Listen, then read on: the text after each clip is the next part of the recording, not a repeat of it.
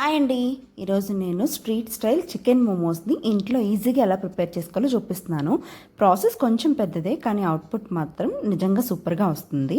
దీనికోసం నేను ఒక బౌల్లో 1.5 కప్ మైదా పిండి, కొంచెం ఉప్పు అండ్ అలాగే కొద్దిగా ఆయిల్ కూడా యాడ్ చేసుకొని తగినన్ని నీళ్ళు యాడ్ చేసుకుంటూ ఇలా చపాతీ పిండిలాగా కలుపుకోవాలండి.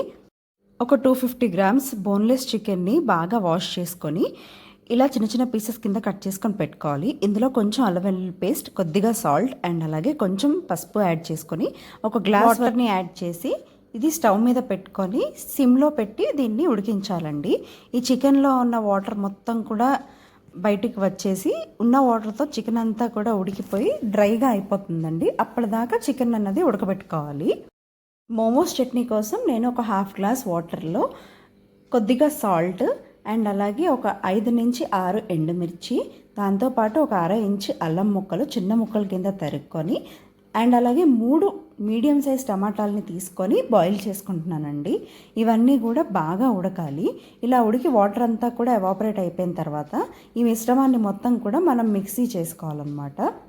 ఇప్పుడు అదే ప్యాన్లో ఆయిల్ వేసి ఆయిల్ వేడెక్కిన తర్వాత ఇందులో ఒక 2-3 గార్లిక్ పీసెస్ని చిన్న చిన్నగా కట్ చేసుకొని యాడ్ చేసుకోవాలి. దాంతోపాటు స్ప్రింగ్ ఆనియన్స్ని కూడా ఇందాక మనం మిక్సీ చేసుకున్న పేస్ట్ని కూడా ఇందులో యాడ్ చేసుకొని కొంచెం దగ్గరకు పడనివ్వాలి.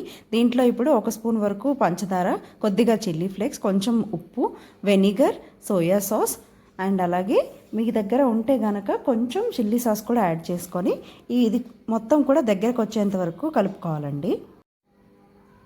ఈ చట్నీలోంచి ఆయిల్ అంతా కూడా బయటకు వచ్చింది అంటే కనుక చట్నీ ప్రిపేర్ అయిపోయినట్టే. చూస్తున్నారు కదా, చికెన్ అనేది చక్కగా ఉడికిపోయింది. ఈ మిగిలిన వాటర్ కూడా ఎవాపరేట్ అయిపోయిన తర్వాత ముక్క ఉడికిందో లేదో ఒక్కసారి చూసుకొని ఈ మొత్తం చికెన్ని కూడా మిక్సీ జార్లో వేసుకొని గ్రైండ్ చేసుకోవాలండి.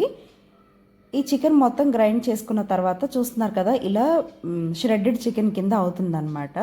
ఈ చికెన్ అంతా కూడా ఒక బౌల్లో యాడ్ చేసుకొని దీంట్లో మనం సన్నగా కట్ చేసుకున్న ఆనియన్స్ని, ఒక 4 వెల్లుల్లి రెబ్బల్ని చిన్న చిన్న పీసెస్ కింద కట్ చేసుకొని అవి కూడా ఇందులో యాడ్ చేసుకోవాలండి.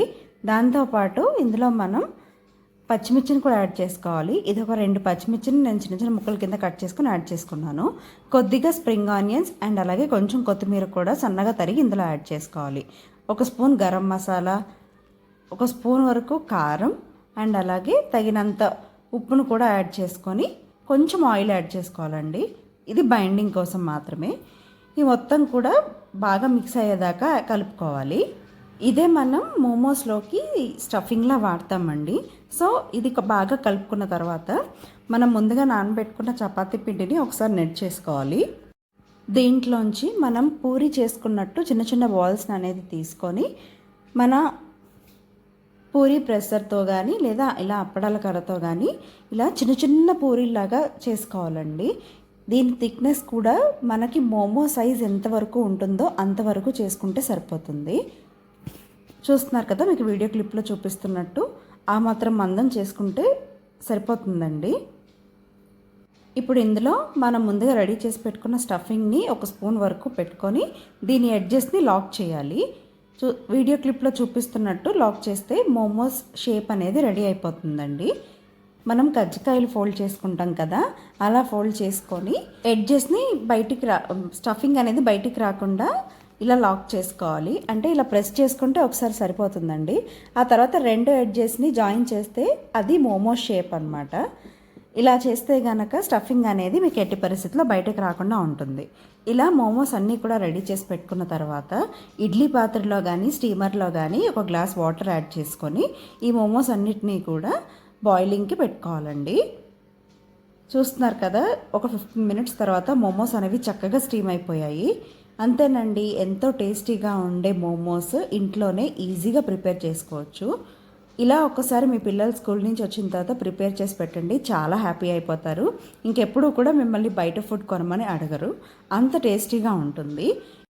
ఈ మోమోస్ని మనకి బయట స్ట్రీట్ స్టైల్లో నేను ప్రిపేర్ చేసిన చట్నీ అండ్ అలాగే దాంతోపాటు మయోనీస్తో కూడా సర్వ్ చేస్తారండి.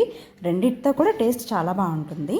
మీకు ఈ రెసిపీ నచ్చిందా? అయితే మీరు కూడా ఒకసారి ఇంట్లో ట్రై చేసి ఎలా వచ్చిందో నాకు కామెంట్ సెక్షన్లో కామెంట్ చేయండి. Thank you.